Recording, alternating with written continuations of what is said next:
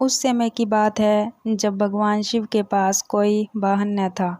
उन्हें पैदल जंगल पर्वत की यात्रा करनी पड़ती थी कि एक दिन माँ पार्वती ने उनसे बोला, आप तो संसार के स्वामी हैं, क्या आपको पैदल यात्रा करना शोभा देता है?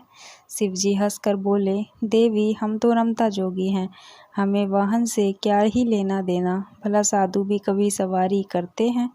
पार्वती ने आंखों में आंसू भरकर कहा, जब आप शरीर पर भस्म लगाकर, बालों की जटा बनाकर नंगे पांव कांटों भरे पथ पर चलते हैं तो मुझे बहुत दुख होता है। शिवजी ने उन्हें बार बार समझाया, परंतु अजीत प्रहरी रही। बिना किसी सुविधा के जंगल में रहना पार्वती को स्वीकार था, परंतु शिवजी के लिए वाहन या सवारी चाहती थी। अब भोले भंडारी चिंतित हुए, भला वाहन किसे बनाऊं? उन्होंने देवताओं को बुलावा भेजा कि नारद मुनि ने सभी देवी देवताओं तक उनका संदेश पहुंचा दिया। अब सभी देवी देवता घबरा गए कि उन्होंने सोचा कि कहीं उनका वाहन न ले लें। सभी कोई ना कोई बहाना लगाकर अपने अपने महलों में बैठे रहे। यहाँ पार्वती उदास थी। शिवजी ने देखा कि कोई देवता नहीं पहुंचा। उन्होंने एक हुक्कार लगाई। कुछ जंगल के सभी जंगली जानवर आहम पहुँचे कि शिवजी ने उनसे कहा, तुम्हारी माँ पार्वती चाहती हैं कि मेरे पास कोई वाहन होना चाहिए।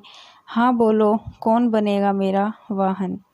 सभी जानवर खुशी से झूम उठे और फिर एक छोटा सा खरगोश आर्यभट्टा, उसने कहा, भगवान मुझे अपना वाहन बना ले, मैं बहुत ही मुलायम हूँ। जिसे देख सभी जानवर हंसने लगे। फिर शेर गरज कर बोला, मूर्ख खरगोश, मेरे होते हुए तेरी कैसी ज़रूरत?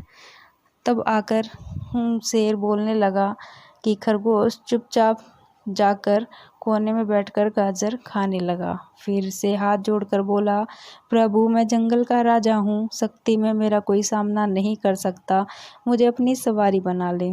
उसके बाद समाप्त होने से पहले हाथी बीच में बोल पड़ा। हाथी बोला, मेरे अलावा और कोई इस काम के लिए ठीक नहीं है।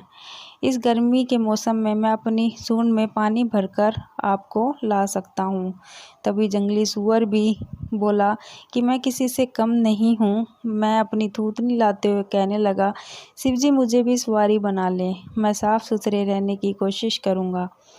कंकरों अपने शरीर की चर्चा करने लगा तो फिर कस्तूरी हिरण ने नाक पर हाथ रख कर कहा, अच्छा ठीक, इतनी बदबू आ रही है, चल भाग यहाँ से, मेरी पीठ पर तो शिवजी सवारी करेंगे। मैं इसी तरह सभी जानवर अपना अपना दावा जताने लगे। फिर शिवजी ने सभी को शांत कराया और बोले, कुछ ही दिनों बाद मैं सब जानवरों से एक चीज़ मांग लूँ, यह जो मुझे बहला देगा वही मेरा होगा।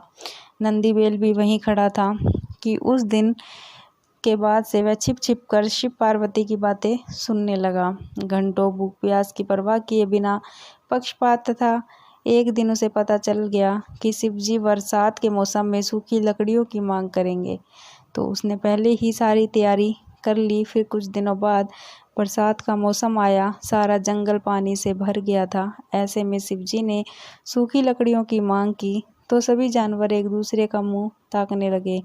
फिर नंदी बैल गया और बहुत सी लकड़ियों के गट्ठर ले आया। तब फिर भगवान शिव यह देखकर बहुत ही खुश हुए। वे मन ही मन जानते थे कि नंदी मिलने उनकी बातें सुनी हैं।